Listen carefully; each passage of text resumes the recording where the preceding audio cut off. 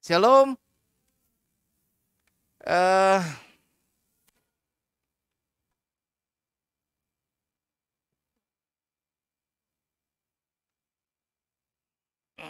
Baik.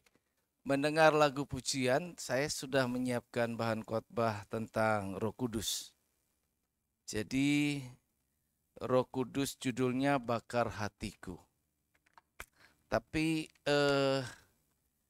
saya kira saya coba ngikutin kata hati ya. Jadi saya ganti dadakan. Tadi saya masih baca firman Tuhan.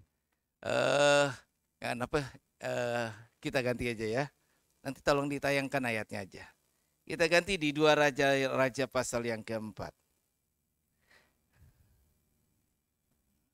Baik, 2 Raja pasal 4. Saya ingin kita membaca dari ayat yang ke-8 sampai dengan ayatnya yang terakhir 38 ya. 37. Di situ ada judul perikop tentang perempuan Sunem dengan anaknya.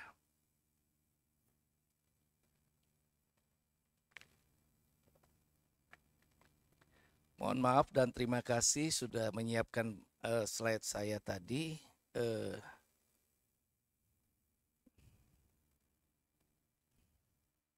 Ya kita belajar yang ini aja ya. Yuk, firman Tuhan kita baca bergantian. Saya baca ayat genap. Jemaat yang hadir akan membaca ayat yang ganjil sampai akhir. Firman Allah berkata begini. Judul perikop perempuan Sunam dengan anaknya. Pada suatu hari Elisa pergi ke Sunem, di sana tinggal seorang perempuan kaya yang mengundang dia makan, dan seberapa kali ia dalam perjalanan singgahlah ia ke sana untuk makan.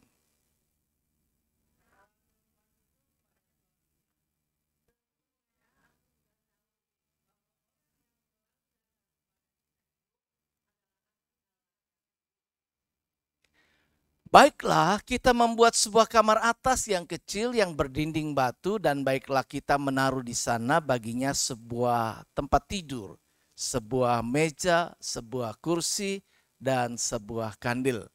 Maka apabila ia datang kepada kita, ia boleh masuk ke sana.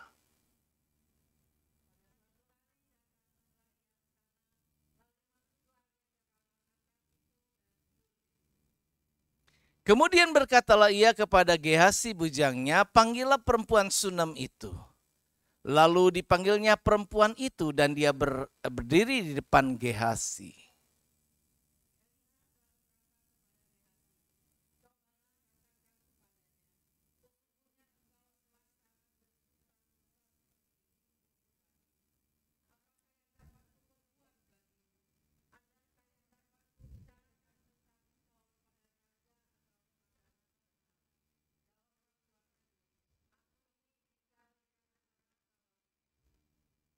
Kemudian berkatalah Elisa, apakah yang dapat kuperbuat baginya?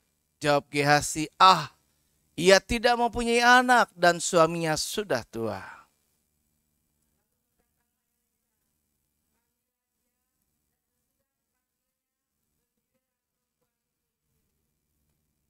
Berkatalah Elisa, pada waktu seperti ini juga tahun depan engkau ini akan menggendong seorang anak laki-laki. Tetapi jawab perempuan itu, janganlah tuanku, ya abdi Allah, janganlah berdusta kepada hambamu ini.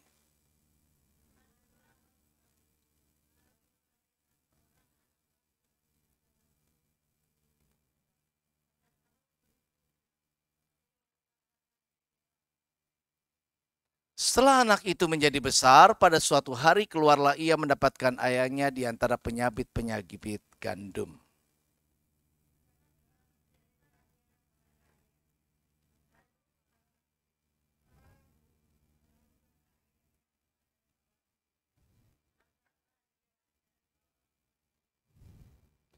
Diangkatnyalah dia, dibawanya pulang kepada ibunya. Duduklah dia di pangkuan ibunya sampai tengah hari. Tetapi sesudah itu matilah dia.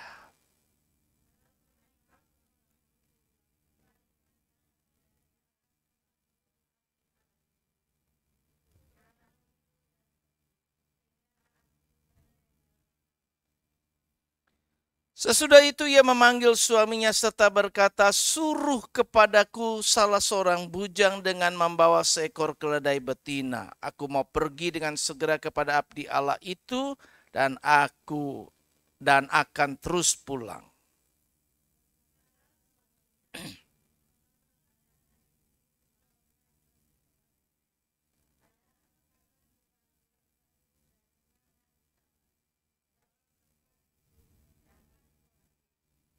Dipelanainyalah keledai itu dan berkatalah ia kepada bujangnya, tuntunlah dan majulah, jangan tahan-tahan aku dalam perjalananku kecuali apabila kukatakan kepadamu.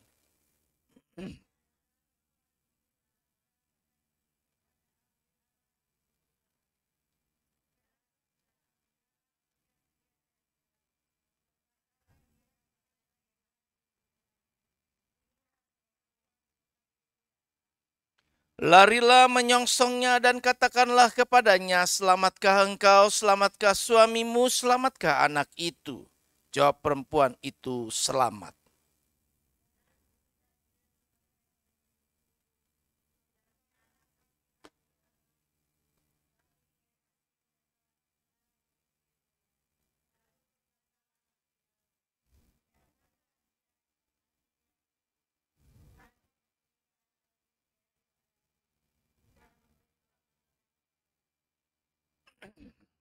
Lalu berkatalah perempuan itu, adakah ku minta seorang anak laki-laki daripada tuanku?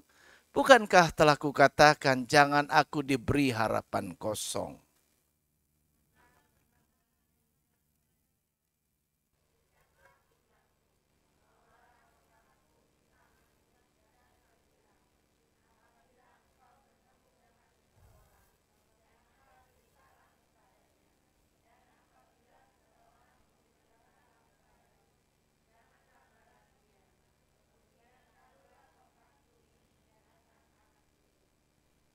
Tetapi berkatalah ibu anak itu, demi Tuhan yang hidup dan demi hidupmu sendiri, sesungguhnya aku tidak akan meninggalkan engkau. Lalu bangunlah Elisa dan berjalan mengikuti perempuan itu.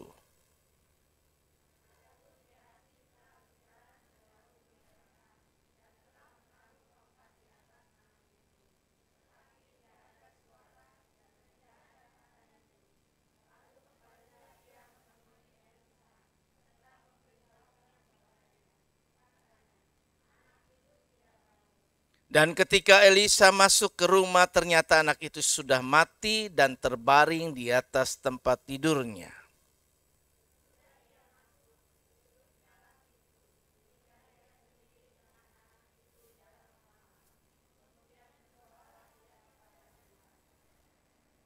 Lalu ia membaringkan dirinya di atas anak itu dengan mulutnya di atas mulut anak itu dan matanya di atas mata anak itu serta telapak tangannya di atas telapak tangan anak itu, dan karena ia meniarap di atas anak itu maka menjadi panaslah badan anak itu.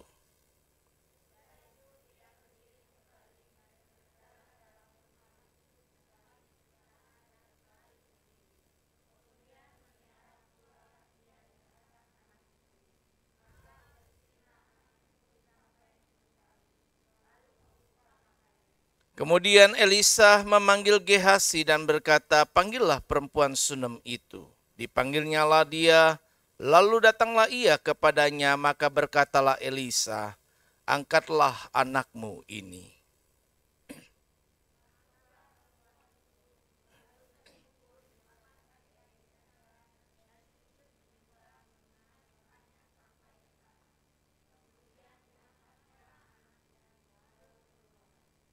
Ya, kita merefresh cerita tentang perempuan Sunem ini dengan membaca dari Alkitab sesungguhnya. Nah, dari cerita ini kita bisa memetik beberapa poin yang bisa kita belajar. Bahwa kita lihat yang pertama, tentunya perempuan Sunem ini memiliki ketertarikan akan hal yang rohani. Judul khotbah saya atau judul saya berikan judul adalah mengalami mujizat Tuhan. Nah, bagaimana kita menjadi orang yang bisa mengalami mujizat Tuhan? Yang pertama akan dialami oleh orang-orang yang tertarik hal-hal yang rohani. Perempuan Sunem ini adalah perempuan yang tertarik dengan hal-hal yang rohani. Ya, tindakannya mengundang seorang abdi Allah untuk makan di rumahnya. Tentunya kita bisa lihat nggak sekedar untuk pesta, tapi bagaimana dia memberikan satu sikap terhadap seorang abdi Allah, terhadap seorang hamba Tuhan. Dan dia tidak hanya berharap bahwa dia bisa menjamu, tetapi setelah menjamu tentu ada terbangun satu relasi yang baik. Dan kemudian ada masukan pengajaran bagi dirinya. Dia bisa mendengar ajaran-ajaran Allah supaya rohaninya diisi.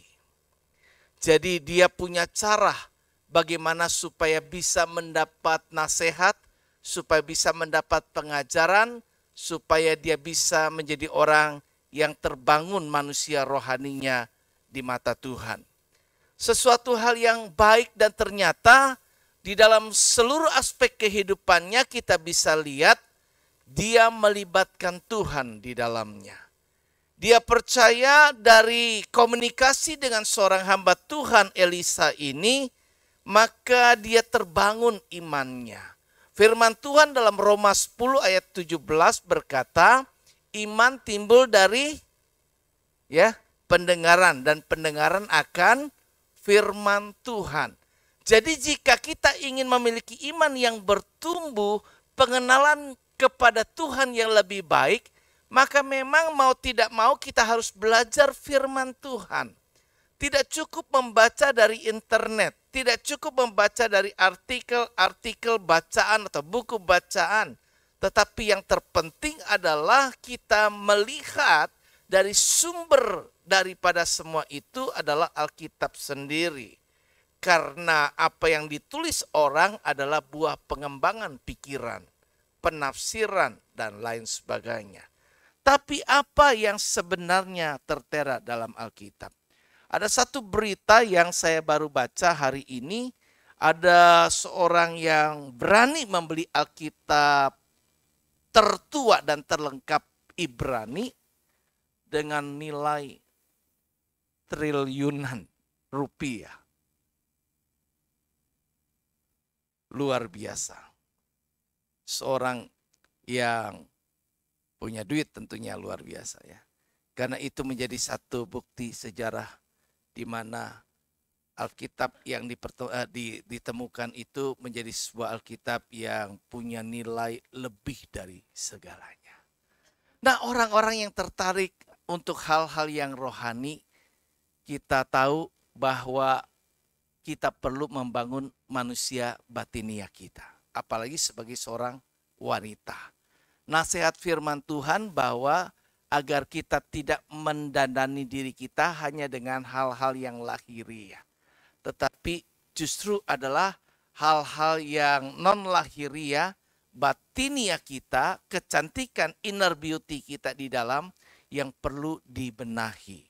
Nah, sebagai seorang ibu kita punya tanggung jawab. Kita membesarkan anak-anak, mensupport suami, kemudian mengurus rumah tangga. Nah, di dalam kita mengatur kesemua itu dalam hidup kita pribadi dan keluarga, maka adalah hal yang lebih baik jika kita memperlengkapi diri dengan apa yang menjadi ajaran Tuhan dalam hidup kita, agar keluarga kita sepenuhnya adalah keluarga yang percaya kepada Tuhan. Sehingga di dalam menghadapi pergumulan kehidupan dan persoalan-persoalan yang ada, dia tahu bagaimana cara untuk mengatasi secara baik. Dan kita bisa lihat bahwa ternyata apa yang dilakukan oleh perempuan Sunem ini bisa kita teladani. Dia tertarik dengan hal-hal yang rohani. Kebanyakan orang justru tidak. Kita ini lebih tertarik untuk hal-hal yang tidak rohani. Apalagi kan sekali lagi kita diingatkan, kita ini berada di akhir zaman. Saya ulang-ulang terus berkali-kali. Bahwa kecenderungan arus kita itu akan dibawa untuk keluar dari hal-hal yang rohani. Kita lebih gak suka hal-hal yang berbau rohani. Jadi kebanyakan gereja-gereja juga pasti akan makin lama makin sepi. Tetapi kalau kita bisa bertahan sampai kesudahannya, kita mengatur manusia rohani kita, manusia batinia kita cas, sehingga kita punya kekuatan untuk bertahan di tengah-tengah arus dunia yang semakin membawa kita tidak cinta Tuhan. Itu yang pertama yang kita bisa belajar dari wanita Sunem. Di dalam kehidupannya kita lihat dari akhir cerita mengalami mujizat Tuhan. Karena apa? Karena dia adalah orang yang suka tertarik dengan hal-hal yang rohani. Orang-orang yang suka tertarik dengan hal-hal yang rohani melibatkan Tuhan dalam hidupnya. Dan kalau Tuhan terlibat di dalam hidupnya, Tuhan yang maha tahu, maha mengerti, dan peduli terhadap setiap kita, pasti dia juga akan menolong apa yang menjadi pergumulan kehidupan kita. Kita percaya bahwa kita tidak pernah ditinggalkan sebagai yatim piatu. Kita tidak pernah dibiarkan sendiri, dan Allah jauh lebih dapat menolong kita daripada manusia dapat menolong kita. Amin, betul kan ya? Kita ngandalin orang, kadang-kadang kita susah. Tetapi kalau kita andalkan Tuhan, Tuhan punya cara bisa memakai seseorang. Tapi justru kalau kita pakai logika kita, maka logika kita tidak nyampe. Itu adalah hal yang pertama. Kita bisa lihat hal yang kedua, bahwa wanita Sunem ini memiliki karakter yang baik. Yang pertama tadi masih ingat apa? Tertarik atau suka hal-hal yang rohani. Yuk kita jadi ibu-ibu di GB Gunung Sari yang juga tertarik hal-hal yang rohani. Kalau orang yang tertarik hal-hal yang rohani, dia doa, dia baca Alkitab, dia beribadah, ya.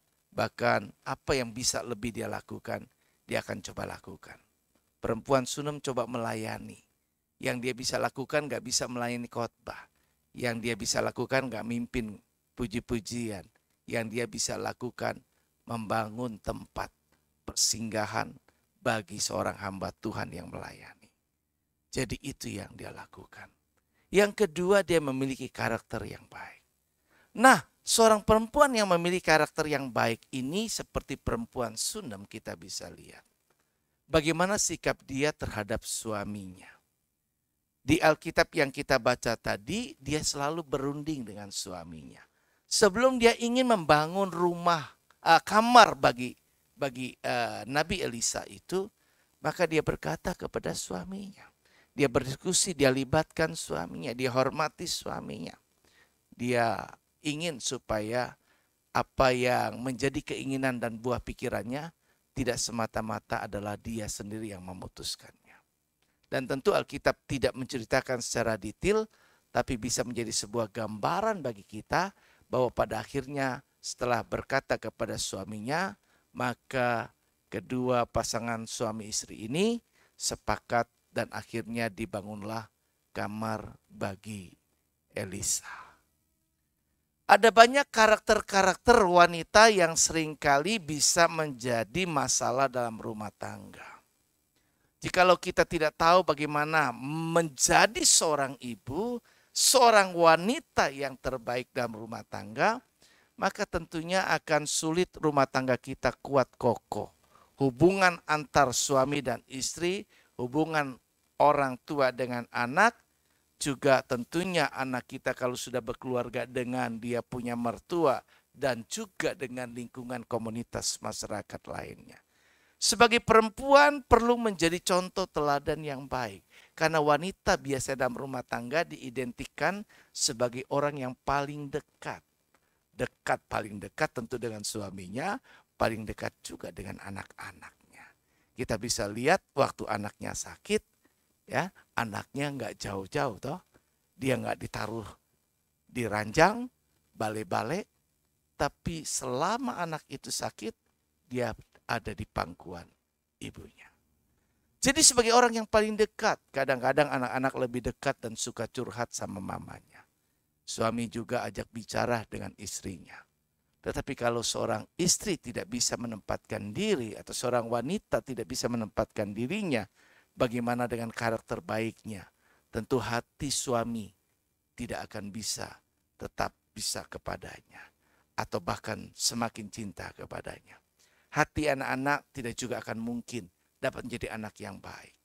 Mereka menjadi anak yang liar, bahkan terkadang kasus rumah tangga, kasus keluarga banyak anak-anak yang nakal bukan karena yang lain, karena ada masalah dalam rumah. Kurangnya perhatian dari orang tua. Papanya sibuk, emaknya juga sibuk dengan hal yang lain. Begitu ya. Jadi banyak kadang-kadang wanita-wanita yang tidak mengerjakan apa yang harus dia kerjakan sebagai ibu rumah tangga yang baik. Yuk, yang kedua, selain kita tertarik dengan hal-hal yang rohani, tentu kita juga menjadi wanita yang memperlengkapi diri dengan karakter yang baik. Dengan karakter yang baik akan terimpartasi. Bahkan ada suami-suami yang istri-istri yang suaminya bukan rohani. Ada banyak istri-istri yang suaminya juga tidak takut akan Tuhan. Ada banyak ya anak-anak yang juga begitu, bisa berontak sama orang tua. Nah, karakter ibu yang baik ini tentu akan menjadi sesuatu yang membantu, karena memang kehadiran seorang wanita dikodratkan sebagai seorang penolong. Maka tentunya rumah tangga keluarga itu akan tertolong terbangun menjadi keluarga yang baik seandainya ada satu wanita kuat, wanita hebat dalam rumah tangga atau keluarga itu dengan karakter unggulnya. Dan yang ketiga, yang terakhir, kita bisa lihat di sini dari perempuan Sunem ini. Nah, perempuan Sunem ini pada waktu dia melakukan pelayanan apa yang bisa dia kerjakan dengan ketulusan hati karena karakter baiknya itu, dia perlakukan Elisa sedemikian baik, dia bangun hubungan yang begitu baik. Kita bisa lihat satu ketika maka Elisa pun memberikan perhatian khusus kepada ibu ini. Dia berkata kepada bujangnya, kira-kira apa ya yang bisa kita lakukan? Ibu ini memperlakukan kita begitu baik. Gehazi bercerita kepada Elisa bahwa ibu ini rasanya sepi kalau dia hanya tinggal di rumah cuma berdua suami istri. Waktu itu belum punya anak. Suaminya ternyata usianya lebih tua jauh daripada dia. Jadi usia daripada suaminya sudah lanjut katanya.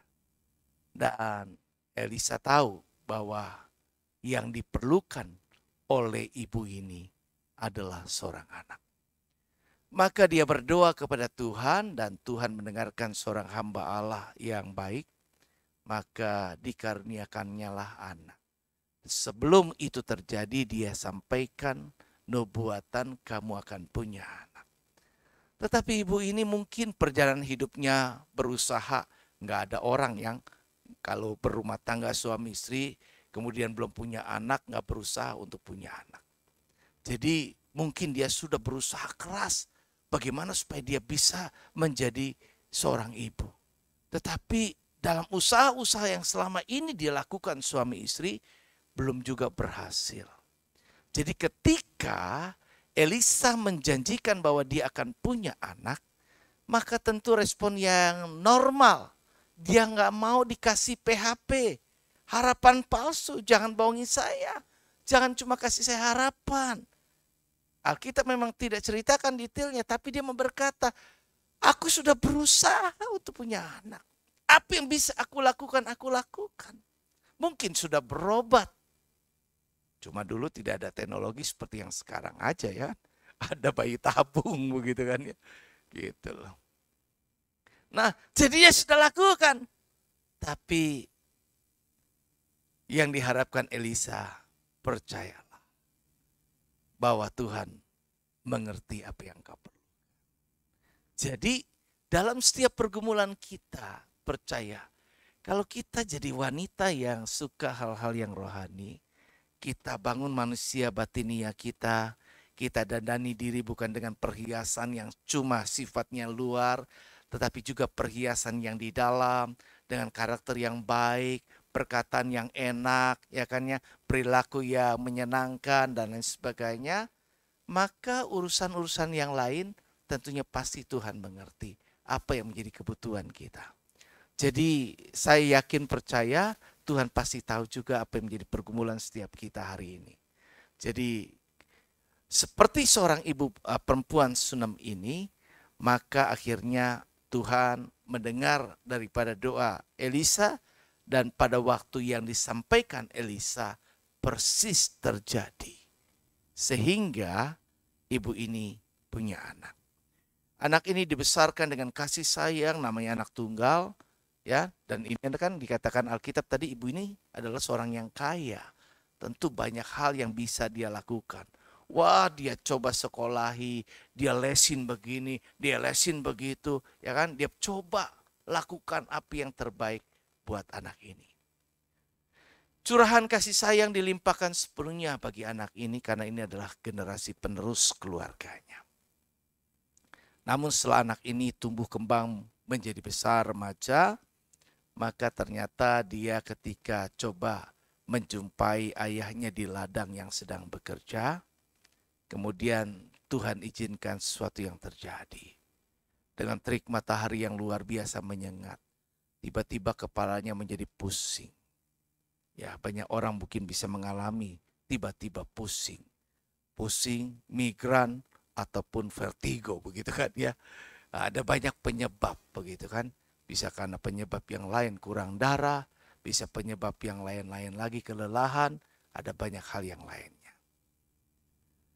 Dalam 1 bulan terakhir ini saya pernah juga ngalamin ketika saya mandi tiba-tiba saya kehilangan keseimbangan dan saya muter begitu. Peristiwa saya kepala muter itu langka dalam hidup saya. Artinya selama saya hidup itu saya paling jarang kepala pusing. Paling jarang. Paling jarang. Dan saat itu di kamar mandi. Ya saya coba mau panggil pada kagak denger ya. Lagi itu ada cuma si Lili. Jadi saya coba pegangan. Saya coba nyender di tembok ya kan ya. Sementara saya coba nengok ke atas begitu. Saya di kondisi, saya tahu penyebabnya saya terlalu kelelahan, kurang tidur dan lain sebagainya. Jadi kondisi saya waktu itu saya coba paksakan dengan berbagai hal yang harus saya selesaikan. Saya mata udah gak kuat untuk melihat. Kalau saya boleh bilang saya pengen tuh mata biar tetap melek saya ganjel. Karena masih ada banyak yang harus saya kerjain. Tapi semua saya coba lakukan dan akhirnya saya tahu saya drop luar biasa waktu itu. Ya puji Tuhan ketika saya senderan, gak lama kemudian saya bisa stabil kembali dan tanpa makan obat apapun Tuhan, puji Tuhan menolong saya sehingga saya bisa tetap dalam keadaan yang sehat. Nah, sedikitlah keberuntungan orang yang demikian. Kadang kalau orang sudah mengalami seperti itu, tentunya punya masalah sakit penyakit. Saya pernah mengalami 1 kali seumur hidup. Waktu saya naik motor pulang kerja di daerah Cengkareng, waktu itu sementara jalan menuju ke Cengkareng dan saya ingatnya di Cengkareng, mata saya gelap. Gelap banget. Drop luar biasa. Jadi kalau ada orang yang bilang tiba-tiba matanya gelap, saya ngerti tuh. Oh gelap kayak gimana? Gelap beneran. Loh saya nyetir motor. Kemudian jadi gelap, bahaya kan risiko ya. Tapi saya berusaha kuat tetap sampai ke rumah. Ya puji Tuhan singkat ceritanya, selamatlah saya sampai di rumah mengendarai motor itu tanpa jatuh. Setelah sampai di rumah saya tiduran ngegeletak dan angkat kaki ke atas. Mata gelap, semua gelap, semua gelap. Dan puji Tuhan saya kagak ngerti waktu itu. Dan saya tidak cerita pada siapa-siapa. Tapi saya percaya Tuhan pasti tolong saya.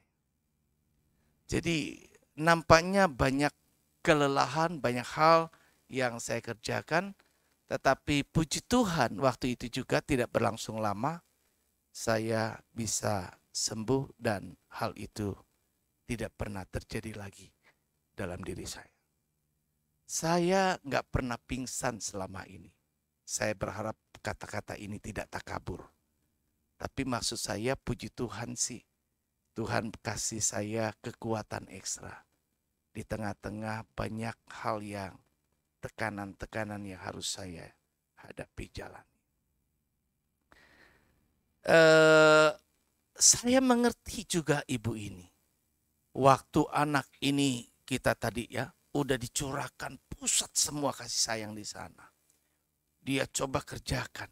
Tiba-tiba anak ini drop, jatuh. Dan kemudian ayahnya suruh orang, papa bawa dia ke mamanya. Dan di pangkuan ibunya. Ibunya enggak seperti kebanyakan ibu-ibu lain. Anak semata wayang, sakit jatuh. Ibu ini dengan tenang tetap berpangkuan. Dia taruh harapan kepada Tuhan. Dia tetap percaya dan beriman. Kalau Tuhan yang memberi, pasti Tuhan punya rencana yang baik. Tuhan gak kasih kita bikin, gua kasih kemudian nanti diambil lagi kayak gimana. Percayalah, kalau manusia kadang suka kalau udah memberi, suka nagih lagi minta begitu. Ya kan? Kadang suka ngungkit-ngungkit gitu. Ya kan? Tapi kalau Tuhan sudah memberi, dia pasti tahu apa yang terbaik. Tapi dalam perjalanan hidup kita, seringkali ada ujian. Ya kan? Untuk supaya naik kelas gitu loh. Naik kelas, pasti bisa. Gitu loh. Jadi sekalipun harapan dia berdoa, dan ternyata doanya, Tuhan tolong anakku sakit. Tapi dia tidak panik, dia tidak histeris, dia tetap pegang, dia dampingi anak itu. Dia beriman sama Tuhan, dia peluk erat-erat. Tapi Tuhan izinkan akhirnya anak itu tidak selamat dan mati. Ibu ini bawa ke kamar Gehazi, ke kamarnya Elisa. Dia baringkan dia di sana. Kemudian ketika persoalan terjadi, nah ini. Yang ketiga, perempuan ini tahu kemana dia harus datang ketika persoalan dihadapi. Banyak orang salah datang ketika ada masalah. Tapi perempuan ini, tadi ingat yang pertama tadi apa? Tertarik pada hal yang rohani. Yang kedua tadi apa? Punya karakter yang baik. Yang ketiga, perempuan ini tahu apa yang harus dia lakukan, kemana dia pergi. Jadi, dia tahu. Banyak orang kadang-kadang dalam situasi menghadapi masalah panik. Panik, salah datang. Salah berbuat, salah bertindak. Tapi wanita Sunem ini dengan tenang. Anaknya akhirnya tidak bernapas lagi. Dia cuma bawa ke tempat kamarnya Elisa. Kemudian dia berkata kepada suaminya, "Pak, ingat gak seorang hamba Tuhan yang sering singgah ke rumah kita? Oh ya, bantu aku ya. Suruh bujangmu untuk siapkan keledai, aku akan pergi ke sana. Ke Karmel, di mana Elisa ada." Dia tahu papanya kerja. Di saat anaknya sakit, dia gak bilang, "Pak, udah gak usah kerja, papa cari itu." Kadang-kadang kalau udah lagi panik, marah-marah sama suami kan. Tapi ini istri yang namanya seorang penolong, karakter baik. Apa yang dia bisa lakukan, dia nggak kepengen juga ganggu-ganggu dan bergantung kepada ini. Dia bisa lakukan, aku temui itu hamba Tuhan. Aku sudah membangun hubungan baik dengan hamba itu. Ada komunikasi yang baik. Jadi kalau saya datang kepada Elisa, tidak lagi menjadi seorang asing yang ya seperti baru ketika saya ada butuh, baru saya datang. Ketika saya nggak butuh, kita nggak ada hubungan. Nggak kayak gitu. Maka kita harus belajar jadi orang-orang yang tahu bangun hubungan baik setiap saat, kapanpun juga terhadap semua orang. Karena satu ketika kita bisa butuh bantuan orang, betul nggak? Ya? Jadi jangan waktu kita butuh sesuatu baru kita mulai deket sama orang itu. Tidak begitu, tidak begitu. Begitu juga sama Tuhan, sama Tuhan sama, begitu loh. Tadi saya pengen kasih jawaban doa yang dijawab Tuhan. Jadi saya cuma tadi karena saya sudah siapkan yang tadi saya sudah bilang. Presentasi semua saya udah ini. Cuma ketika saya dengar lagu, ya saya terpintas dengan yang ini, kayaknya ini aja lah saya sampaikan. Jadi apa tadi saya sampai ngomong di mana? Jadi lupa saya. Apa? Iya, tahu ya apa yang dia lakukan. Jadi ini perempuan, ya, dia minta sama suaminya tetap sopan, orang yang baik dalam situasi masalah apapun, kita tahu karakter nggak berubah. Dia baik. Minta tolong, Pak, tolong ya, gitu loh. Dia nggak suruh papanya, itu suaminya untuk cari itu hamba Tuhan. Tapi dia tahu, aku sudah punya hubungan baik dengan hamba Tuhan itu. Aku mau datang kepadanya. Aku tahu apa yang harus aku lakukan. Dengan tenang, dia hadapi semua persoalan yang terjadi. Kalau anak sudah mati secara mendadak, untuk tenang apalagi buat seorang ibu yang punya hubungan begitu intim dengan anak. Itu rasanya langka. Benar-benar langka. Benar-benar langka. Kalau nggak sampai panik, nggak histeris kalau anaknya tahu mati, itu langka. Tapi perempuan Sunam ini, dia memiliki iman yang kuat. Dia punya ketenangan hati dan dia tahu kemana sebuah persoalan itu harus diselesaikan. Dia datang ke hamba Tuhan itu dengan naik keledai. Ketika dari jauh, karena sudah terbangun hubungan yang baik, maka Elisa pun mengenali perempuan ini. Coba kalau kita sudah mulai terbangun hubungan yang baik, saling mengenal. Maka dia suruh bujangnya, coba Gehasi, samperin itu, sambut dia. Dia sambut, ya. Kemudian bujangnya berkata, ada apa ibu datang ke sini jauh-jauh? Tapi ibu ini tidak mau cerita masalahnya kepada manusia, kepada Gehasi. Dia ingin curhat kepada Elisa sebagai hamba Allah. Jadi dia diam ketika ditanya. Dan ketika sampai ketemu dengan Elisa, barulah dia curhat. Dia sampaikan, aku gak pernah menaruh harap, aku gak pernah minta agar aku diberikan anak. Aku jalani hidupku dengan apa adanya. Tapi bukankah engkau yang berkata bahwa aku akan punya anak? Bukankah engkau yang berkata Allah akan karuniakan aku anak? Dan sekarang anakku mati.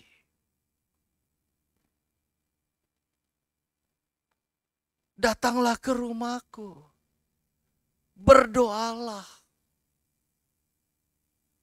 Sehingga ia hidup kembali. Awalnya Elisa pikir ya sudahlah. Saya suruh Gehasi aja bujang saya. Ya. Untuk temani kamu dan nanti dia berdoa. Dia delegasikan, dia kasih tongkat yang penuh kuasa, otoritas Allah. Gehasi, pergilah dengan ibu ini dan ketika engkau ketemu dengan anak itu, letakkanlah tongkat ini kepadanya, maka dia akan sembuh. Tapi ibu ini tetap beriman, percaya, ngotot. Dan kalau seperti ini saya ingat seorang tokoh Alkitab yang sebelum engkau memberkati aku tidak akan melepaskan engkau. Siapakah dia?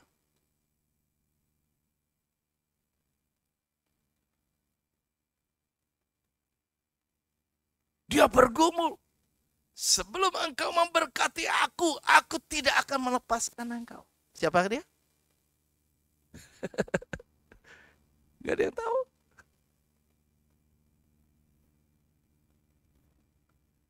Ya, Yakub. Yakub kan bergumul tuh dengan malaikat sampai udah pagi nih. Udah pagi. Malaikat pengen menghilang. Tapi si Yakub bergumul, kenapa? Dia punya persoalan dengan Esau. Dia takut sekali. Dia sudah bohongi. Tetapi kemudian dia bergumul dengan Tuhan. Dia tahu ini adalah malaikat Allah. Dia bergumul dengan Tuhan. Aku tidak akan lepaskan engkau. Sampai akhirnya itu malaikat terpaksa pukul pangkal paha daripada si Yakub. Maka si Yakub itu pincang. Maka orang Yahudi gak suka makan paha. Itu sejarahnya Yakub. Begitu. Jadi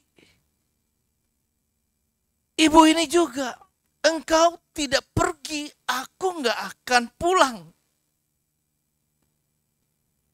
Itu ngotot. Mungkin sebelumnya si Elisa juga meyakinkan ibu ini, tenang ibu, ya kan ya. Gehazi bawa tongkat aku. Enggak begitu. Elisa tahu karena hubungan yang baik, sudah dia tetap mau aku. Elisa representasi dari Tuhan. Dia butuh Tuhan. Dia tahu ketika masalah datang, dia tidak cuma sama manusia diandalkan. Dia datang cari Tuhan, dia mau undang Tuhan hadir. Dia mau Tuhan yang sang pemberi anak ini, dia juga yang dapat menolong saya. Nah, dalam kehidupan iman kita, karena yang pertama tadi sudah terbangun hal-hal yang baik, yang berbau rohani. Yang kemudian dengan karakter yang baik menjadi modal. Maka yang ketiga kita akan bisa mengerti tahu. Ketika kita menghadapi masalah persoalan apapun juga, maka kita tahu apa yang harus kita lakukan. Ke alamat yang tepat dan benar, yaitu beriman kepada Allah. Tetap iman kita kepada Tuhan, kadang persoalan itu menjadi sebuah ujian buat menunjukkan kadar kualitas iman kita. Maka kita bisa lihat di sini pada akhirnya Elisa pergi dengan ibu ini. Dan singkat ceritanya dengan cara-cara yang unik, maka anak ini akhirnya dikaruniakan sembuh. Bukan cuma sembuh, tapi bangkit dari kematian. Hal yang mujizat, sekalipun tidak lagi punya harapan. Sakit sudah mati. Dan kematian tidak menutup kemungkinan Tuhan tetap bisa bekerja. Jadi saya dan kita sekalian belajar ya. Yuk kita bangun manusia rohani kita. Hal-hal yang baik tertarik. Bangun itu. Kemudian yuk bangun karakter kita. Dan dengan tahu bangun iman kita. Dalam situasi apapun tetap percaya. Enggak perlu panik ngadapin persoalan. Datang kepada Tuhan sumber pertolongan. Maka pertolongannya tepat pada waktunya. Amin. Tuhan berkati. Yuk kita bangkit diri.